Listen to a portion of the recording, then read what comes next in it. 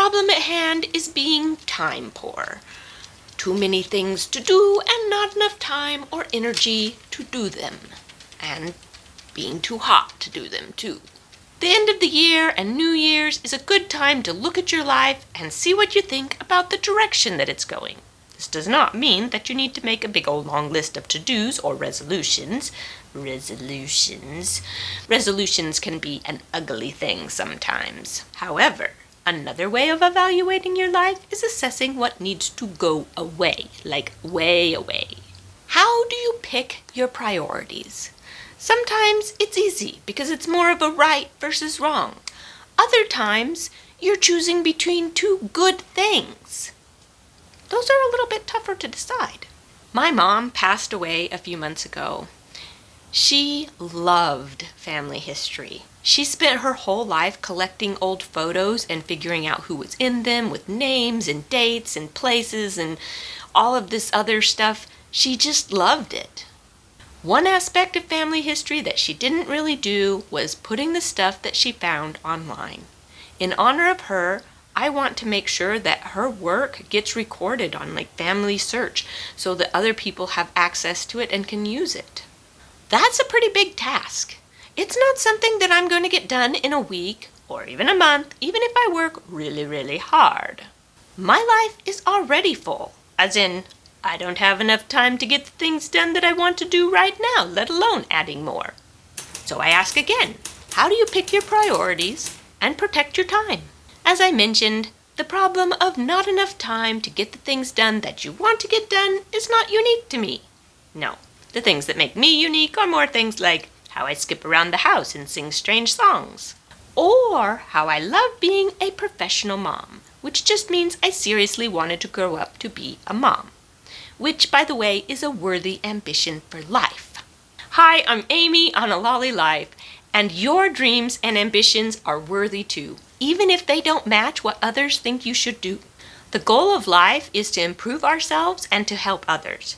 That's the stick that you should be using to measure whether your goals measure up. Measure whether your goals measure up? That's kind of weird. Yeah, that's the stick that you should be using to judge whether your goals are worthy or not what other people think about what you're doing.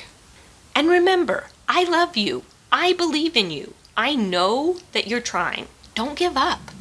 These are a few questions that you can use to decide what should be higher on your list of priorities. Number 1, does it feel right? Listen to what's in your heart.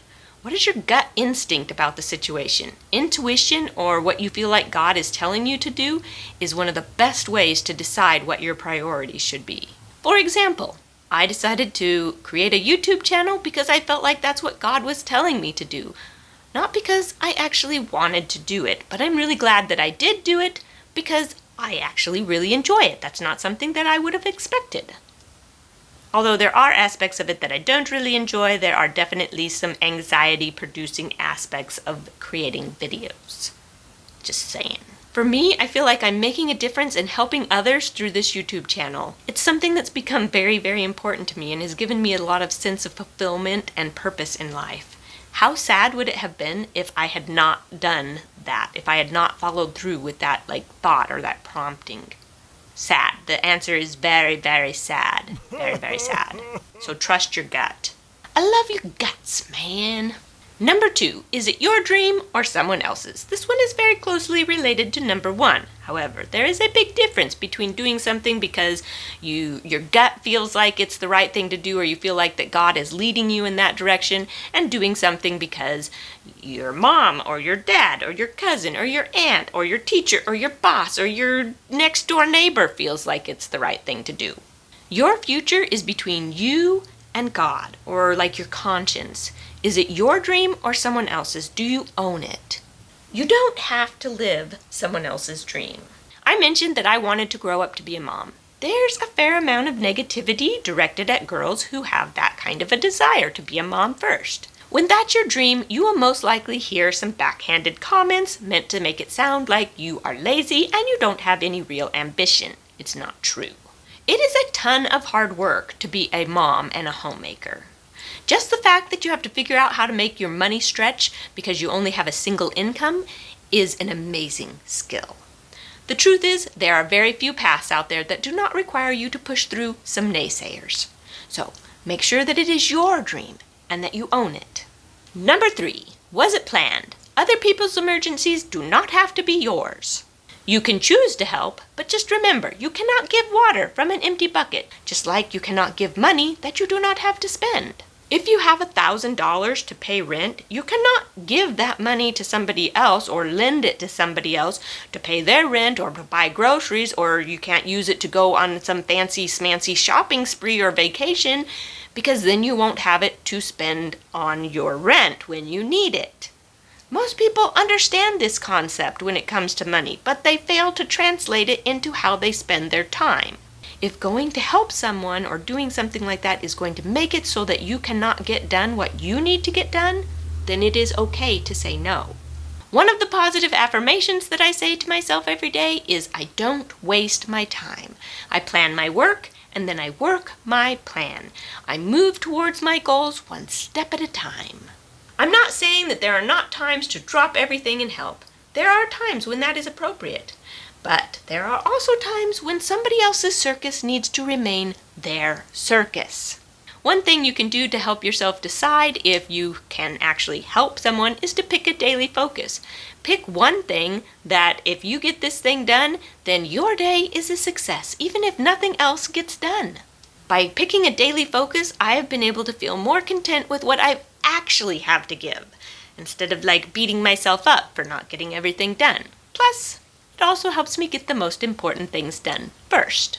It's also on occasion helped me pull myself out of bed, because I've had the thought, all I have to do for today's to be a success is to take care of that bill that has been sitting on the counter for entirely too long. And the truth is, it will probably only take 10 minutes, but I just haven't wanted to make the phone call that it is going to require to take care of the bill.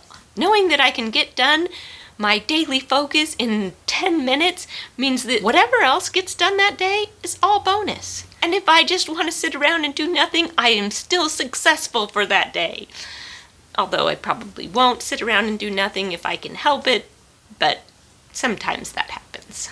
Then that night, as you climb into bed and the dishes aren't done, you can smile as you snuggle in, knowing your day was a complete success because that bill is not sitting there on the counter anymore waiting for you. So there. When you make a plan, when somebody asks last minute about something, whatever it happens to be, you already know where you're focusing your life and priorities. If you don't know what the priority for that day is because you didn't set a daily focus, then you become reactive when things are thrown at you and end up spending your day doing whatever comes along. If it's planned, it's a priority. That's why you planned it.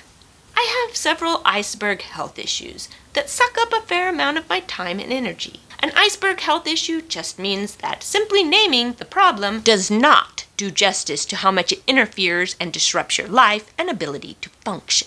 Because I've been sick, or maybe because of the added stress from my mom passing, or maybe just a combination of many other things, I have not been able to get done as many things as I used to be able to get done. I used to be able to get 2 or 3 videos done in a week, and I have not been able to do that for quite some time. Like I said before, I really want to be able to work on some family history and preserving the genealogy that my mom worked on so hard her whole life. So, I need to make a choice.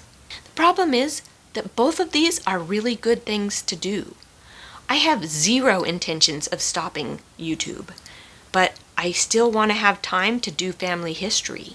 I decided that I'm going to move to every other week for my YouTube videos so that I can use the other week to work on things like scanning pictures and making photo books and condensing journals and other family history related items. I'm hoping that some of my health issues will clear up, or that I'll be able to just get more done, and then I'll be able to go back to doing weekly videos for YouTube, because that's what I would really love to do. But for now, I am choosing to do every other week. Please know that I trust your decision on what to keep and what to get rid of and what to cut back on so that you spend your time wisely. I believe that you can make the best choice for you. I also trust that if you figure out that you didn't make the best choice for you, that you'll do what's necessary to get your life back on track for the best life for you. Be good and drive safely, and I'll see you on the next episode of A Lolly Life.